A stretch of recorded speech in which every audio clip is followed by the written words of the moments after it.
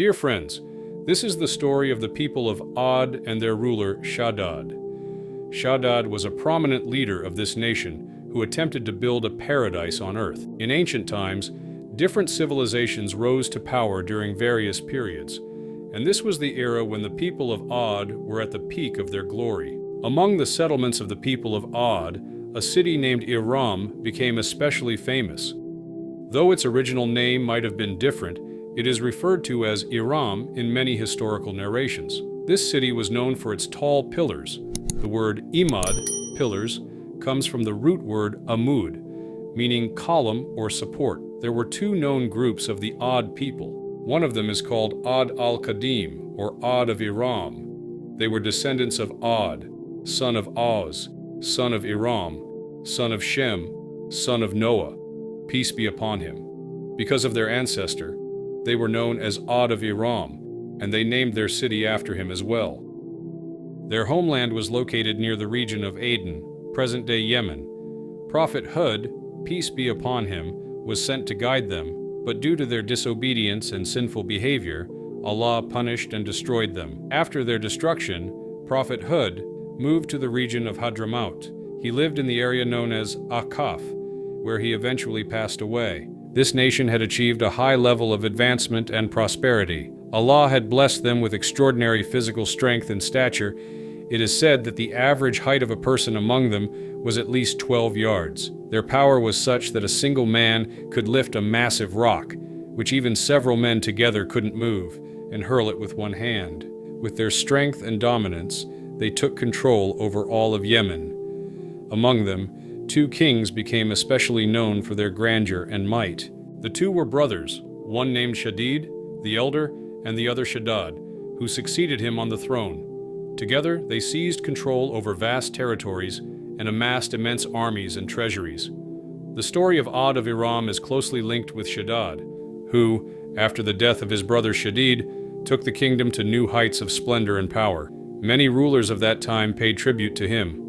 No king of that era had the courage or strength to challenge him. This dominance and unmatched supremacy made Shaddad arrogant and boastful, to the point where he claimed divinity. At that time, the scholars and reformers, who were inheritors of the knowledge of previous prophets, tried to guide him.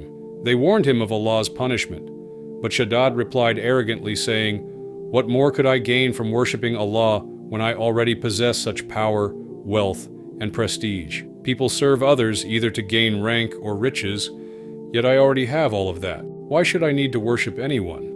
Even Prophet Hud tried to advise him, but it was all in vain. The righteous warned him that power and wealth are temporary, but obedience to Allah brings salvation in the hereafter and the eternal reward of paradise, which is far greater and more valuable than worldly riches.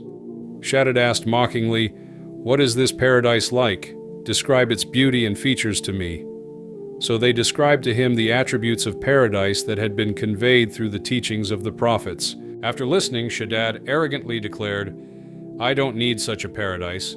I can build a paradise like that here in this world myself." He then summoned 100 trusted officials, appointing each over 1,000 workers, and clearly explained to them his vision and preferences for this grand project. He ordered experts and artisans from around the world to be sent to Aden, where this man-made paradise would be built. At the same time, he commanded all the rulers in his empire to make bricks from gold and silver mined in their lands and send them for construction. He planned to build this paradise as a square-shaped city near Mount Aden, each side measuring 10 kos, about 18 miles. He ordered the foundations to be dug so deep that they reached close to the water table, and then filled with slabs of onyx and precious stones. Once the foundations were raised to ground level, walls were constructed using bricks of gold and silver. These walls were made 100 yards high, as per the units of measurement at that time. When the sun rose and its rays hit the walls, they shone so brightly that it was hard to even look at them.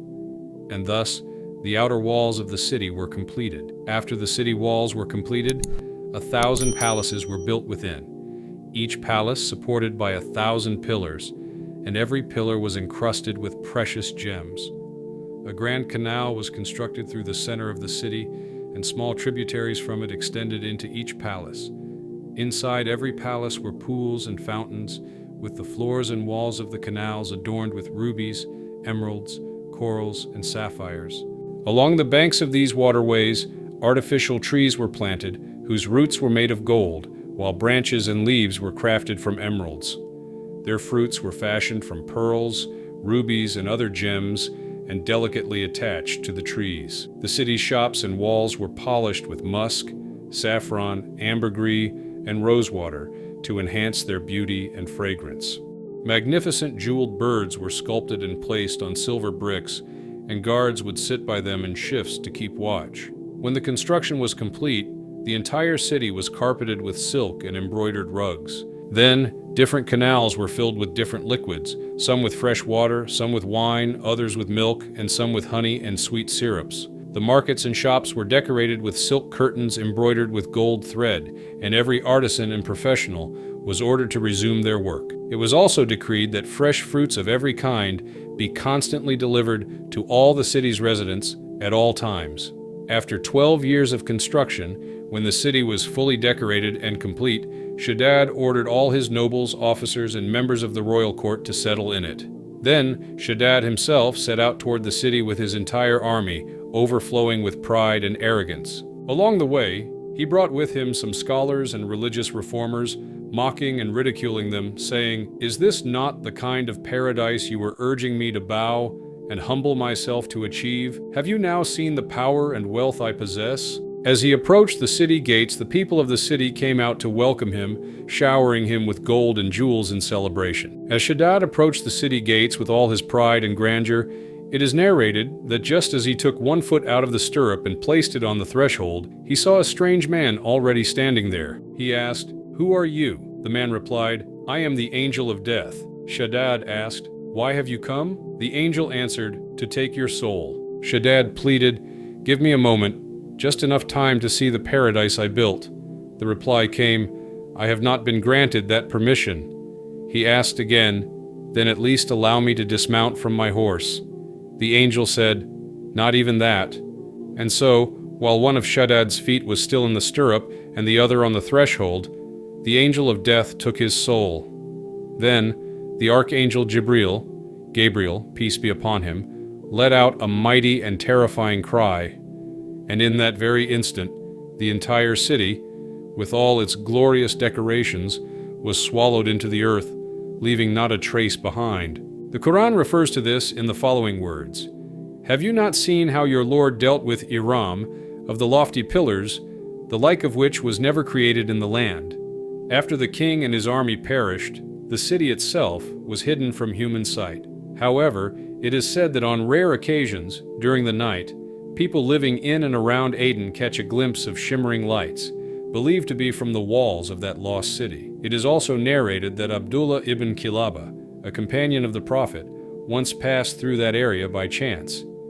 One of his camels had run away, and while searching for it, he reached the site of that hidden city. When his eyes fell upon the towers and walls, he fainted from the shock. Upon regaining consciousness, he began to reflect. This city looks exactly as the Prophet had described the Paradise of Shaddad. Am I dreaming, or is this a reality? Caught between awe and wonder, he entered the city. Inside, he saw canals and trees that looked like those of paradise. But strangely, there was not a single human being in sight. He, Abdullah ibn Kilaba, picked up some of the jewels lying there and returned from the mysterious place. From there, he went straight to Damascus, the capital of the Islamic Caliphate at the time, where Amir Muawiyah, may Allah be pleased with him, was residing. He narrated everything that had happened to him in detail. Amir Muawiyah, R.A., asked him, "Did you see that city while awake, or was it a dream?" Abdullah, R.A., replied, "I saw it while fully awake." He then described all the landmarks in detail. The city lies at a certain distance on one side of the mountains near Aden. On one side, there's a specific tree, and on the other, a particular well. And these jewels and rubies, I brought them back as proof. Upon hearing this astonishing story, Amir Muawiyah was amazed. He then summoned scholars and people of knowledge to inquire whether such a city had ever existed in the world, a city made of bricks of gold and silver. The scholars confirmed, yes, such a city is mentioned in the Quran in the verse, Iram dat al-Imad, Iram of lofty pillars. This is that very city. However, Allah has concealed it from the eyes of the world. They further said, the Prophet Muhammad also foretold that a man from his ummah would enter this city. He would be of short stature, reddish complexion, and would have 2 moles, one on his eyebrow and one on his neck.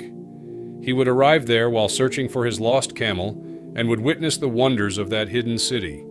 When Amir Muawiyah heard all these signs and saw that Abdullah ibn Kilaba matched every single one of them, he exclaimed, "By Allah, he is the very man the Prophet described."